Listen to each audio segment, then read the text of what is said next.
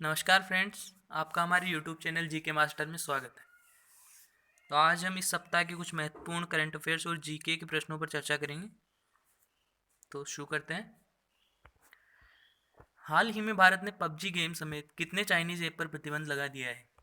तो इसका सही आंसर है आंसर डी, 118। इस तरह अब तक चीन के 224 ऐप पर प्रतिबंध लगा दिया गया है। और इसमें ध्यान रखने वाली बात यह है कि सूचना प्रौद्योगिकी मंत्रालय ने धारा 69A के तहत इन मोबाइल ऐप पर प्रतिबंध लगाया है। तो ये चीज़ ध्यान रखना। अगला प्रश्न है, केंद्र सरकार ने भारतीय विमान कंपनियों को निम्न में से कितने प्रतिशत घरेलू उड़ानों के लिए मंजूरी प्रदान की है? तो इसका सही आंसर है बी, 60%। केंद्र सरकार ने भारतीय विमान कंपनियों को 60% घरेलू उड़ानों के लिए मंजूरी प्रदान कर दी है। और इससे पहले एयरलाइंस को नेटवर्क कैपेसिटी का सिर्फ 45% का इस्तेमाल करने की अनुमति थी, 45 का, जो अब 60% हो गई है। अगला प्रश्न देखते हैं। हिमाचल प्रदेश सरकार ने वार्षिक परीक्षाओं के लिए निम्न में से कितने प्रतिशत सिलेबस को कम करने का फैसला किया है? तो इसका सही आंसर है 30%। अब सिर्फ 70% सिलेबस को ही पढ़ाया जाएगा। अगला प्रश्न है, ग्लोबल इनोवेशन इंडेक्स में भारत 4 पायदान की छलांग लगाकर कितने स्थान पर पहुंच गया है? तो इसका सही आंसर है 48, 48वें स्थान पर पहुंच गया है। ग्लोबल इनोवेशन इंडेक्स में भारत पहली बार शीर्ष 50 देशों में शामिल हुआ है।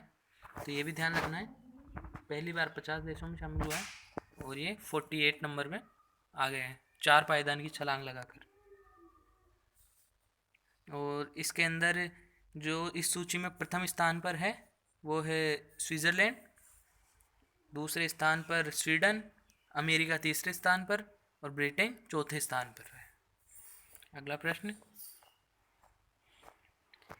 केंद्र सरकार ने कश्मीरी, डोगरी, हिंदी, अंग्रेजी और इसके साथ साथ किस भाषा को जम्मू कश्मीर की आधिकारिक भाषा के रूप में मंजूरी दी है?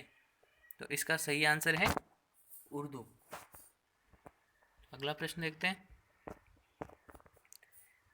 कोल इंडिया 2023-24 तक कितने परियोजनाओं पर 1.22 लाख करोड़ रुपए का निवेश करेगा? तो इसका सही आंसर है ए, 500। रक्षा मंत्रालय ने मेक इन इंडिया को बढ़ावा देने के लिए कितने करोड़ रुपए के अनुबंध पर हस्ताक्षर किए हैं? तो इसका सही आंसर है सी, 2580 करोड़ रुपए पर हस्ताक्षर किए गए। यह अनुबंध टाटा पावर कंपनी, भारत अर्थ मूवर्स लिमिटेड और लार्सन एंड टूब्रो के साथ हस्ताक्षर किए गए हैं। अगला प्रश्न देखते हैं। निम्न में से किस देश ने विश्व का सबसे बड़ा सोलर ट्री विकसित किया है? तो इसका सही आंसर है भारत। भारत ने विश्व का सबसे बड़ा सोलर ट्री विकसित किया है और ये central mechanical engineering research institute के द्वारा किया गया है और ये दुर्गापुर में स्थापित होगा। तो ये याद रखना है, ये दुर्गापुर में स्थापित होगा। अगला प्रश्न, किस देश ने कैलाश मानसरोवर के पास सतह से हवा में मार करने वाली मिसाइल स्थापित की है? इसका सही आंसर है चीन। और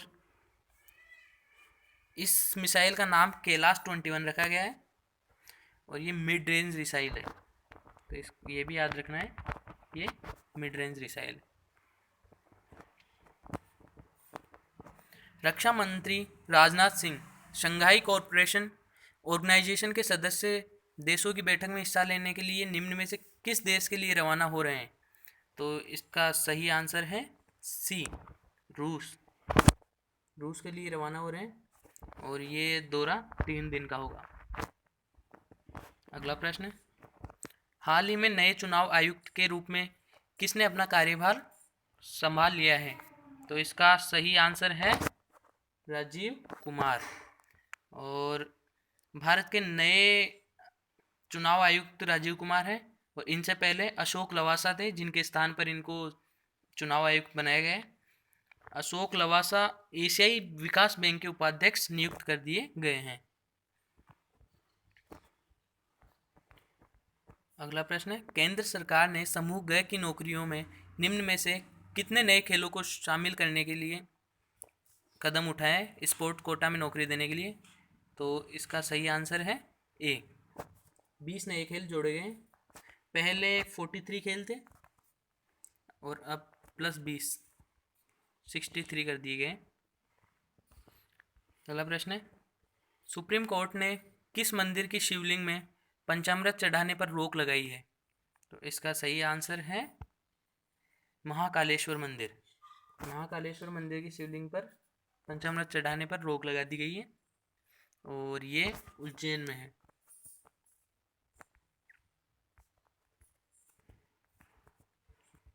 अगला प्रश्न, विश्व नारियल दिवस निम्न में से किस दिन मनाया जाता है?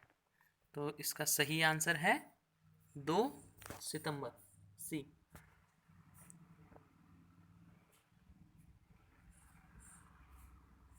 वित्त मंत्रालय के अनुसार अगस्त 2020 में जीएसटी का कितना संग्रह किया गया?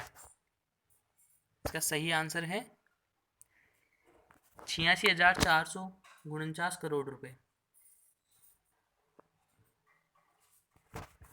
और सालाना आधार पर जीएसटी संग्रह इस बार 12% की कमी आई है, 12% की कमी देखी गई है। अगला प्रश्न, ऑस्ट्रेलिया ने भारत के साथ व्यापारिक रिश्ते को मजबूत करने हेतु पूर्व क्रिकेटर मैथ्यू हेडन और भारतीय मूल की किस राजनीतिज्ञ को अपना व्यापार दूत नियुक्त किया है? तो इसका सही आंसर है ए, लीसा सिंह। इनको उपाध्यक्ष चुना गया है, उपाध्यक्ष चुना गया है, ये भी ध्यान रखना। अगला प्रश्न है, सुप्रीम कोर्ट ने टेलीकॉम कंपनियों को अपना एजीआर बकाया चुकाने के लिए कितने साल का समय दिया गया है? इसका सही आंसर है इनको 10 साल का समय दिया गया है। अगला प्रश्न, हाल ही में किस राज्य के कुडप्पा जिले में खुदाई के दौरान रेनाटी चोल युग के एक दुर्लभ शिलालेख की प्राप्ति हुई है? तो इसका सही आंसर है आंध्र प्रदेश। यह दुर्लभ शिलालेख डोलोमाइट चट्टान का एक टुकड़ा है जिस पर तेलुगु भाषा में उत्कीर्ण किया गया है। यह शिलालेख 8वीं शताब्दी के आसपास का बताया जा रहा है, तो ये याद रखना है, 8वीं शताब्दी के आसपास का बताया जा रहा है। अगला प्रश्न है, हाल ही में किस देश ने घोषणा की है कि वह भारत को कोविड-19 संकट की प्रतिक्रिया के रूप में 3,500 करोड़ रुपए का ऋण सहायता प्रदान करेगा? तो इसका सही आंसर है जापान। इसमें 15 साल के रिडेम्पशन पीरियड के लिए 0.01% प्रतिवर्ष का ब्याज लगाया गया है, तो ये सबसे महत्वपूर्ण बात है, 0.01% ब्याज के तौर पर दिया गया है। अगला प्रश्न, हाल ही में भारत रत्न से सम्मानित किस पूर्व राष्ट्रपति का 84 साल की उम्र में निधन हो गया है? तो ये तो पता ही होगा, प्रणब मुखर्जी। अगला प्रश्न है, नागरिक उड्डयन महानिदेशालय के ने अंतर्राष्ट्रीय उड़ानों पर लगे प्रतिबंध को कब तक के लिए बढ़ा दिया गया है? इसका सही आंसर है 30 सितंबर। सुप्रीम कोर्ट ने वकील कार्यकर्ता प्रशांत भूषण द्वारा कोर्ट की अवमानना मामले पर फैसला सुनाते हुए उन पर कितने रुपए का जुर्माना लगाया है? तो इसका सही आंसर है 1 रुपये। हाल ही में किस पूर्व सांसद को जननायक जनता पार्टी जजपा का राष्ट्रीय अध्यक्ष नियुक्त किया गया है? इसका सही आंसर है अजय सिंह चौटाला।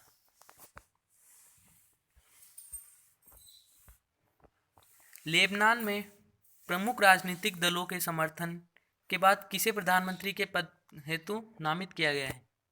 तो इसका सही आंसर है मुस्तफ़ा अदीब।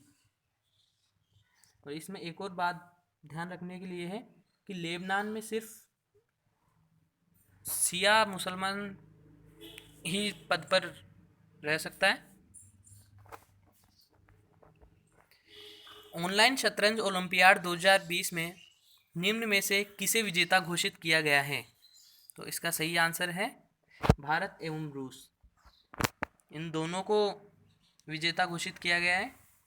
भारत ने 30 अगस्त 2020 को पहली बार शतरंज ओलंपियाड जीतकर इतिहास रचा है। तो भारत ने पहला ओलंपियाड पहली बार जीता है शतरंज का। और यह ऑनलाइन चेस ओलंपियाड पहली बार करवाया गया है कोविड-19 के खतरे के तहत। अगला प्रश्न, ब्रिटिश ड्राइवर लुइस हैमिल्टन ने निम्न में से किस रेस को जीतकर इस साल की 5वीं ट्रॉफी अपने नाम की है? तो इसका सही आंसर है बेल्जियम ग्रां प्री, डी। अगला प्रश्न, निम्न में से किस राज्य में 1500 करोड़ रुपए की लागत से विश्व के सबसे बड़े टॉय म्यूजियम बनाने की घोषणा की है? इसका सही आंसर है गुजरात। गुजरात में विश्व का सबसे बड़ा टॉय म्यूजियम बनाने की घोषणा की गई है।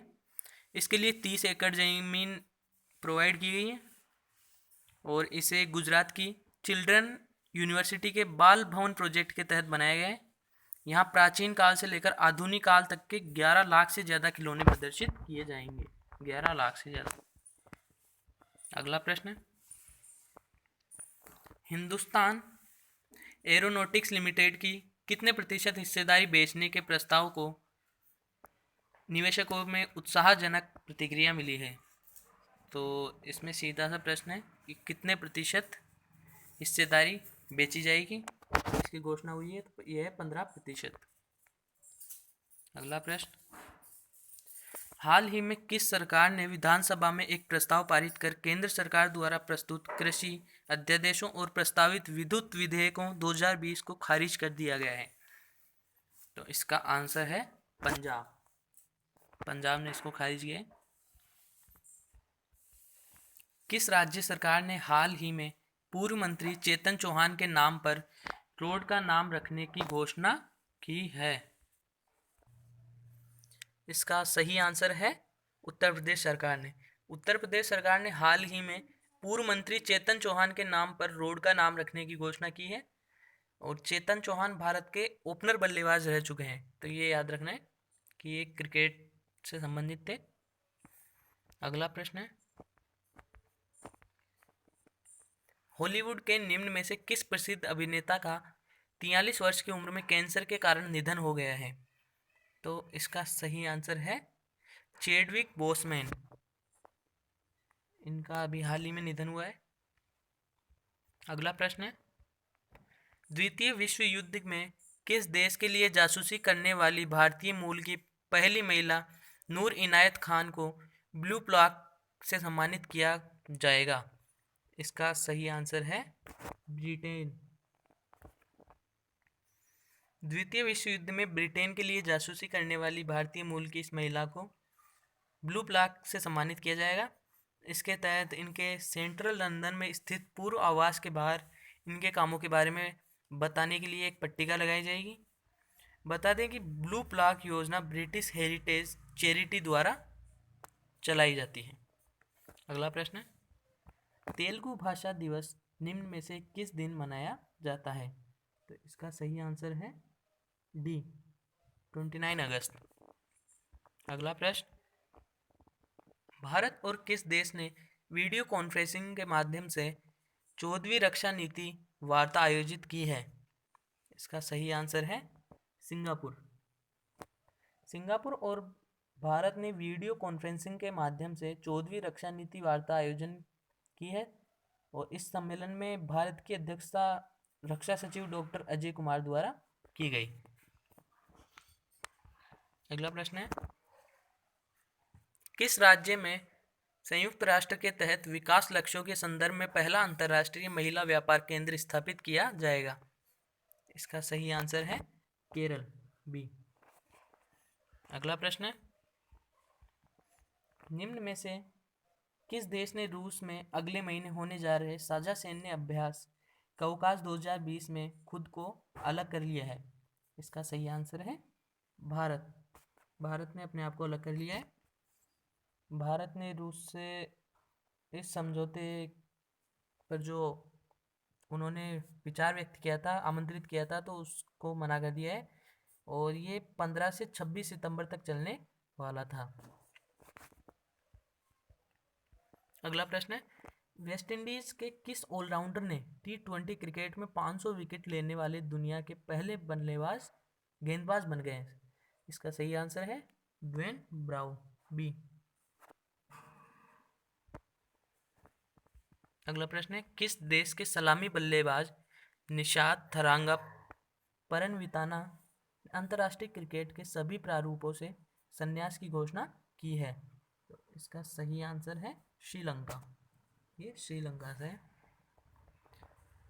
आखिरी प्रश्न है, राष्ट्रीय खेल दिवस निम्न में से किस दिन मनाया जाता है? इसका सही आंसर है ए, 29 अगस्त। हर साल 29 अगस्त को भारत में राष्ट्रीय खेल दिवस के रूप में मनाया जाता है।